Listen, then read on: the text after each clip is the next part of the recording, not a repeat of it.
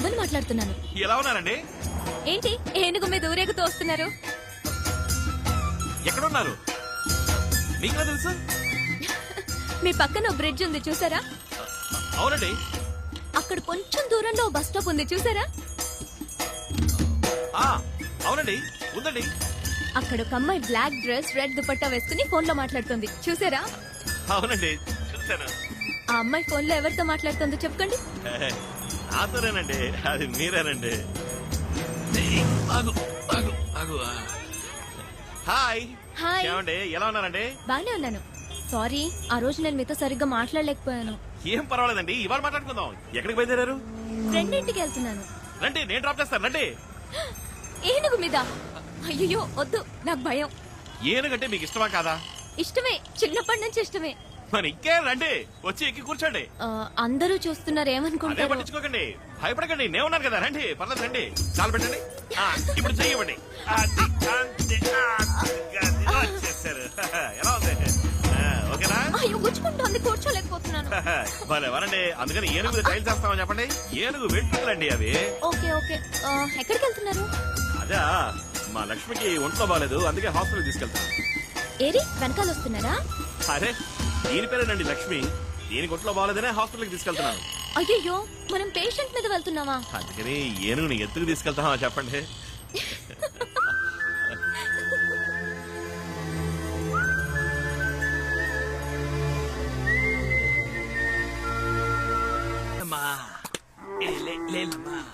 ఏట్రా ఇవాళ చాలా హుషారుగా ఉన్నావు. ఊరు నుంచి బాబాయ్ వాళ్ళు వస్తున్నారా సర్కస్ చూడడానికి? ఊరా? ఇది కదా మీ ఊరా? రే, కాంచీపురం రా. కంచి నుంచి బాబాయ్ వాళ్ళు వస్తున్నారు. ఓ 20 టికెట్లు తీసుంచు ఫ్రంట్ రోలో. ఓకేరా. అన్నా, ఏంటి అందరూ వచ్చేసారు. వచ్చారా? బాములు కూడా తీసుకొచ్చారే. ఎలా ఉన్నావు? ఏతా బాగున్నావా? సరే, పొలంలో ఏం వేసా? ఏమీ లేదు, ఖాళీగా పడుంచా. మరి ఇంకే నాతో పాటు సర్కస్ చేరుకోండి. నేను రాను, మన కుటుంబం సర్కస్ నడితే కదా, అంతను తీసుకుపో. పిన్ని నువ్వు అనుమను ఇప్పుడే తీసుకెళ్తాను. చాలే ఊరుకోరా. ఏం గౌరీ, ఎలా ఉన్నావు? బాగున్నాను. ఎన్నో క్లాసు? 10. పదా? సరిపోయింది. ఏంటి బామా, ఇప్పుడు ఏమైందని? బాగున్నాను కదా. నేను ఊరుకోమని చెప్పు. ఎలా అంటూ లోపలికి వెళ్దామా? నీకు ఇష్టమని ఇంట్లో పూర్ణ చేసి తీసుకొచ్చాను. బెల్ బెల్ కూడా సరే. మేకప్ వేసుకోవాలి. మేకప్ వేసుకోబోతున్నా. ఎవరు వస్తారు? నువ్వు నువ్వు రా బాబాయ్, మనుషులు పంపిస్తా.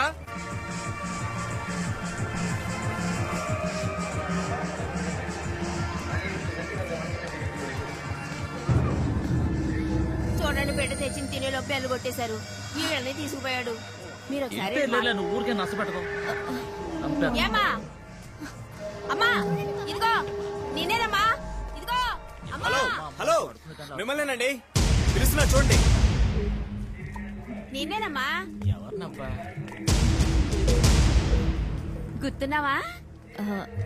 ఎవరు మీరు? ఏమ్మా, మేము గుర్తురాలేదా? నువ్వు 2 ఏళ్ల క్రితం మా ఊరికొచ్చావు. బోధిధర్మ వంశం వాళ్ళందరినీ విచారించిపోయావు. అది నేను కాదే. ఏటండి పిల్లెట్టంటది? ఏమి కూడా గుర్తురాలేదా? లేదే. మన ఇంటికి వచ్చి మనందరికి రక్త పరీక్షలు చేసింది కదా, మన వంశం గురించి కూడా అడిగినే. అవును, అమ్మాయి కొంచెం లావుగా ఉన్నట్టుందే. ఊరుకండి చాలుగానే. ఏమ్మా, మా ఇంటికి వచ్చి మా అరవింద్ గురించి ఎన్నో వివరాలు అడిగితే మీరేమంటున్నారో నాకు అర్థం కావట్లేదు. అరవింద్ ఎవరో నాకు తెలీదు. ఏదో కన్ఫ్యూజ్ అయినట్టున్నారు. Sorry, excuse me. ఏటండి ఈ పిల్ల ఇట్టా చెప్పి వెళ్తుంది? నాకు ఈ అమ్మాయిని ఇంతకు ముందు చూసినట్టుంది వదినా.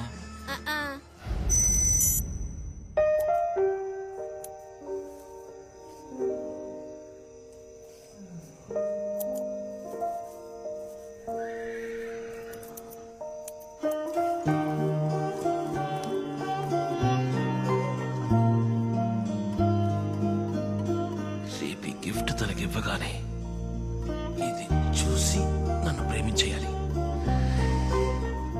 I love you.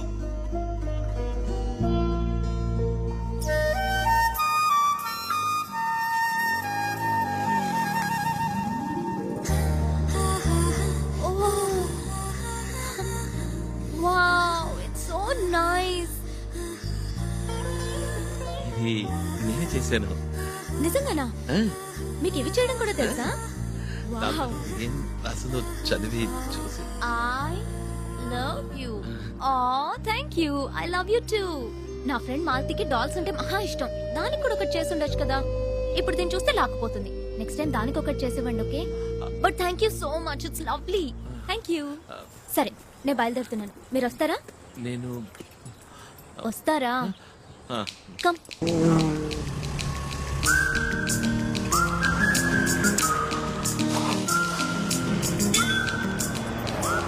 One minute.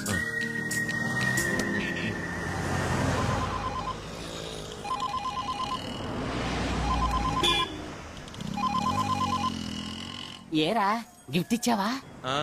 ఇచ్చాను. సూపర్ సూపర్ రే, అరవింద్ గిఫ్ట్ ఇచ్చాడు రా. ఏముంది? ఐ లవ్ యూ టూ అంది. కంగ్రాచులేషన్స్. ఏదిరా ఆ ఐ లవ్ యూ టూ లో ఏ ఫీలు లేదురా. చూసామో మాట్లాడేమన్నట్టు వెళ్ళిపోయిందిరా. ఇప్పుడు అమ్మాయిలు ఏం మాట్లాడినా లవ్ యూ అనే. అబ్బ కొడుకుతోనూ ఐ లవ్ యూనే, అమ్మ కూతురుతోనూ ఐ లవ్ యూనే. అంతా టాటా బై బై మాదిరి అయిపోయి సిచ్యువేషన్ వేరే విధంగా మారుతోంది. ఇప్పుడు నేను ATM లో ఉన్నాను, అతను బయట ఉన్నాడు. ఇవాళ ఐ లవ్ యూ అంటూ గిఫ్ట్ ఇచ్చాడు. ఏదో చెప్పి మేనేజ్ చేశాననుకో. ఏం చేద్దాం? జాగ్రత్త, మనకి ఇబ్బంది కలగకుండా విషయం చెప్పు. గుర్తుపెట్టుకో, అతను మనకు అవసరం. కేర్ఫుల్ గా హ్యాండిల్ చేయి. అసలు క్యాబ్ కూడా ఇవ్వదురా. ఏం చేయమంటావు? Okay okay, I call you later. By. వస్తుంది, తర్వాత మాట్లాడతా. వెళ్దామా?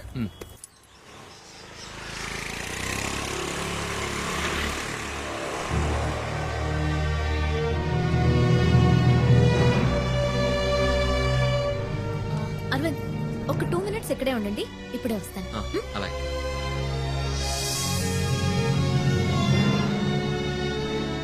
Hi uncle.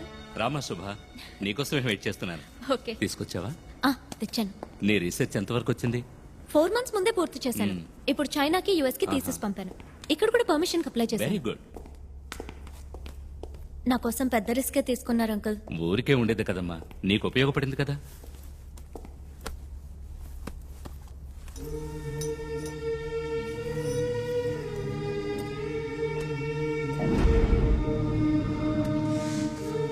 ఇన్స్పెక్షన్ రేపు. ఈ లో పెట్టేస్తే ఏ ప్రాబ్లం ఉండదు. ఓకే.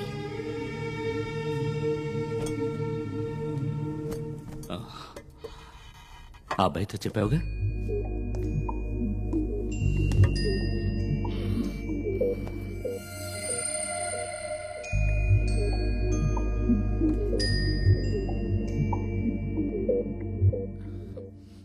హాయ్.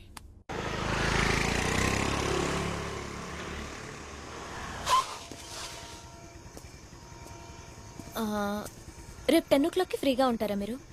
కొంచెం మాట్లాడాలి. ఓ, మాట్లాడుకుందాం. నేను కూడా కొంచెం మాట్లాడాలి. ఇద్దరం మాట్లాడబోయేది ఒకే విషయం గురించి అనుకుంటాను. Okay, bye. బాయ్.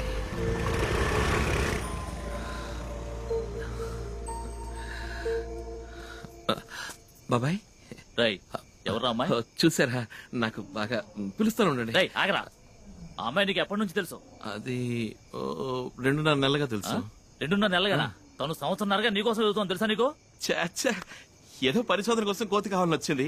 అప్పుడే ఫస్ట్ టైం చూశాను. తను కోతిని పరిశోధించడానికి అది వచ్చింది, నిన్ను పరిశోధించడానికి. తను సంవత్సరాల క్రితమే మన ఊరికి వచ్చి బోధిధర్మ వంశం వాళ్ళు ఎవరని అడిగి మన బంధువులందరికీ రక్త పరీక్ష చేసింది.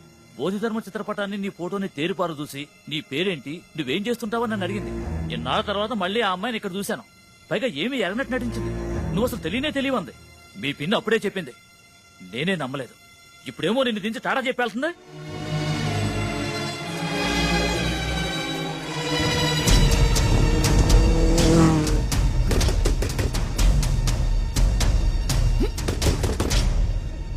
అరవింద్, ఏంటి ఇప్పుడే డ్రాప్ చేశాను? ఎవరు నువ్వు?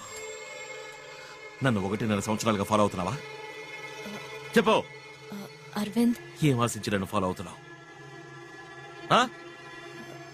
అది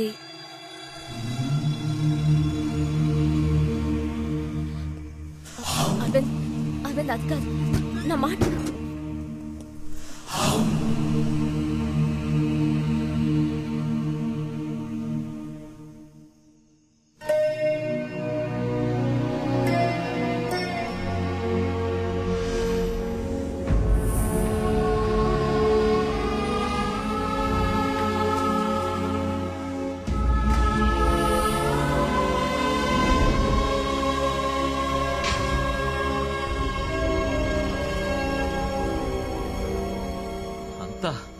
ప్లాంట్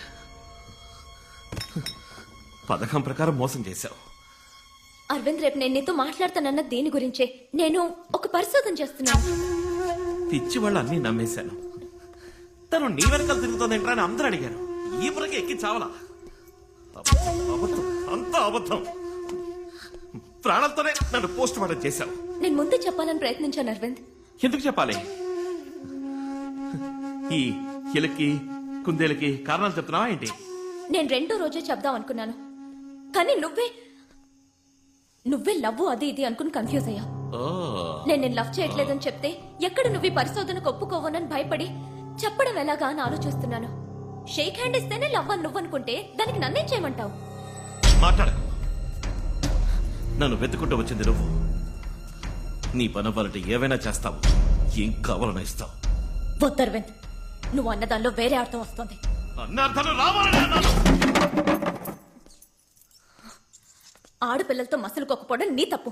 పుట్టిననాటి నుంచి ఏనుగు, ఒంటె, సింహం లాంటి మృగాలతో పెరిగిన నీకు ఓ ఆడపిల్ల నవ్వుతూ మాట్లాడినా లవ్వనే అనిపిస్తుంది. అవును, లవ్వనే అనిపించింది. నువ్వన్న ఏ మృగమో నన్ను చూసి నవ్వను లేదు, నటించను లేదు. నువ్వు నవ్వాను.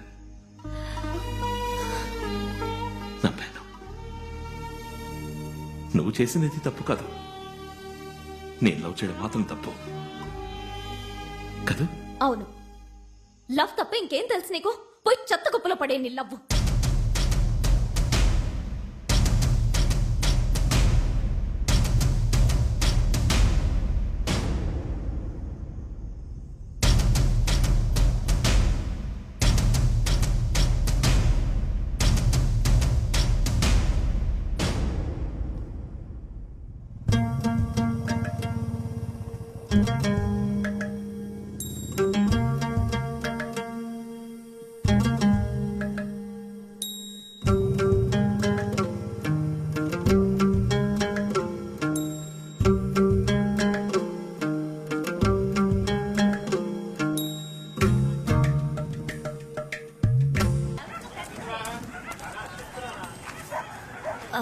అరవింద్,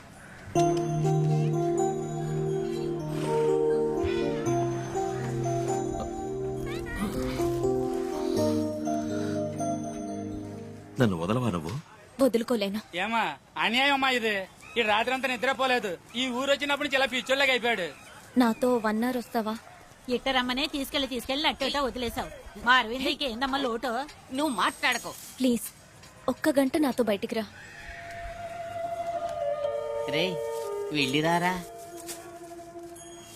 మీరెళ్ళి బండి దగ్గర ఉండండి, నేను పంపుతాను.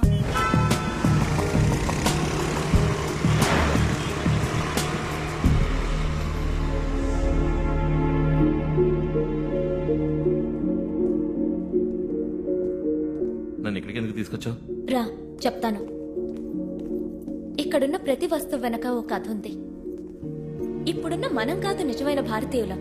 కొన్ని వేల సంవత్సరాలకు పూర్వం శౌర్యాన్ని, నాగరికతని ఈ లోకానికి నేర్పించారే, వాళ్లే నిజమైన భారతీయులు.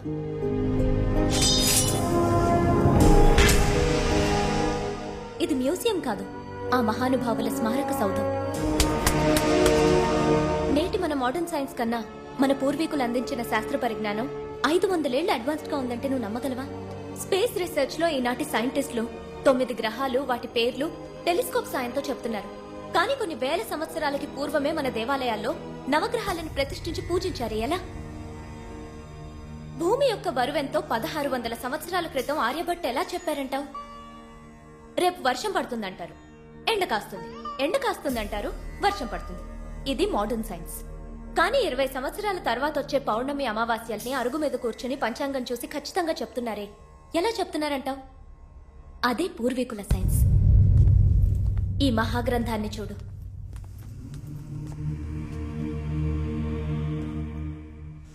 ఈ గ్రంథానికి నాకు ఏ సంబంధం లేదు, కానీ నీకు ఈ గ్రంథానికి సంబంధం ఉంది. దీన్ని రచించింది ఎవరో చెప్పనా? The great master Bodhidharma. మన భారతీయుడు. ఆయన మరో బుద్ధుడని అంటారు ఓషో.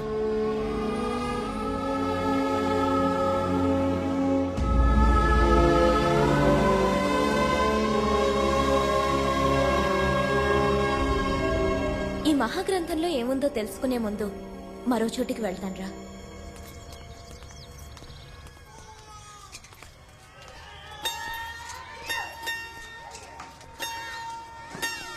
ఈ పిల్లల్ని చూడు,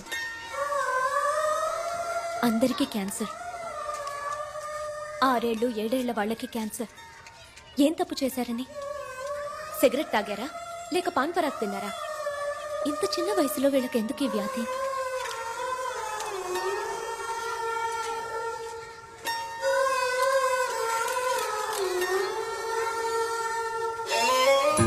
వీళ్ళందరూ మెంటలీ ఛాలెంజ్డ్ చిల్డ్రన్.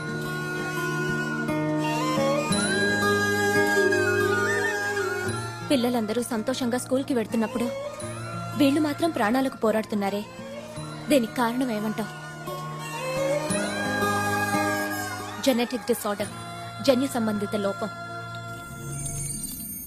ఒక మనిషి డిఎన్ఏ ద్వారా అతని వ్యాధిని, సామర్థ్యాన్ని రెండూ మనం నిర్ణయించవచ్చు. మన ఒంట్లో ప్రతి సెల్లులోనూ ఈ డిఎన్ఏ ఉంటుంది. అర్థమయ్యేలా చెప్పాలంటే పారంపర్య వ్యాధి, పారంపర్య బుద్ధి ఇవి రెండు డిఎన్ఏ మూలంగానే వస్తాయి. హార్ట్ అటాక్, మోకాళ్ళ నొప్పి, చక్కెర వ్యాధి, ఇప్పుడు చూసి నీ చిల్డ్రన్కి వచ్చిన వ్యాధి, వీటికి కారణం వంశపారంపర్య డిఎన్ఏలో ఉంటుంది. ఇలా వంశపారంపర్యంగా వచ్చే వ్యాధుల్ని, లోపాల్ని డిఎన్ఏలో కరెక్ట్ చేయగలమన్నదే నా రీసెర్చ్. ఇంకో ముఖ్యమైన విషయం, నేను రీసెర్చ్ చేసే ఈ డిఎన్ఏ మూలంగా మన పూర్వీకుల శక్తి సామర్థ్యాలు తిరిగి మళ్లీ రప్పించగలం. ఓ చిత్రకారుడు కావచ్చు, సమరయోధుడు కావచ్చు, వాళ్ల పారంపర్య డిఎన్ఏలో ఆ సామర్థ్యం ఇప్పటికీ ఉంటుంది. దాన్ని ప్రేరేపిస్తే మనం వాళ్ల పారంపర్య సామర్థ్యాన్ని తిరిగి మళ్లీ తీసుకురావచ్చు. దీని గురించే బోధిధర్మ 1600 సంవత్సరాల క్రితం ఆ బుక్ లో రాశారు. డిఎన్ఏ రీసెర్చ్ కి సంబంధించి 1600 సంవత్సరాలకు ముందు రాసిన బుక్ లో ఉందా? వీళ్ళని దేవుళ్లుగా, మహర్షులుగా మనం చూడడం మాని ఒక సైంటిస్ట్ గా చూడాలి. ఈ మధ్య 2 ఏళ్లకు ముందు ఒక రీసెర్చ్ ఆర్గనైజేషన్ బోధిధర్ముని పూడ్చిన చోటును తవ్వారు.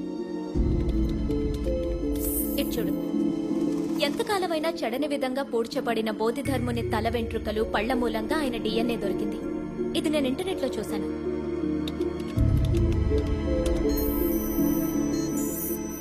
ఇది బోధిధర్ముని డిఎన్ఏ. బోధిధర్మ వంశానికి చెందిన వాళ్ళ మీ బంధువులు ఇప్పటికీ కాంచీపురం పరిసరాల్లో ఉన్నారని నేను తెలుసుకున్నాను. వాళ్ళ కోసం నేను బయలుదేరాను.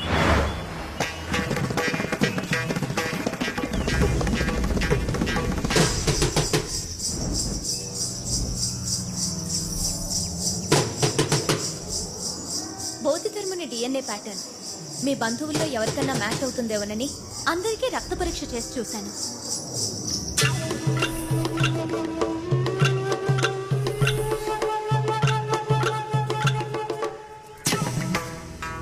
అప్పుడే మీ బాబాయ్ గారి ఇంటికి వెళ్ళాను.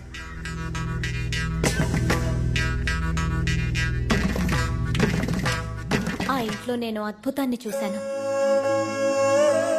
బౌద్ధధర్ముని పోలికలతో ఉన్న నీ ఫోటో అక్కడుంది.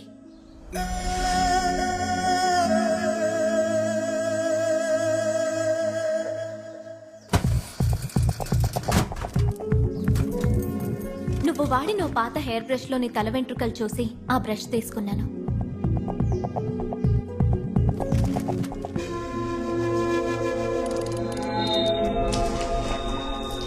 నేను ఊహించినట్టే నీ డిఎన్ఏ ప్యాటర్న్, బోధిధర్ముని డిఎన్ఏ ప్యాటర్న్ 80% మ్యాచ్ అయింది.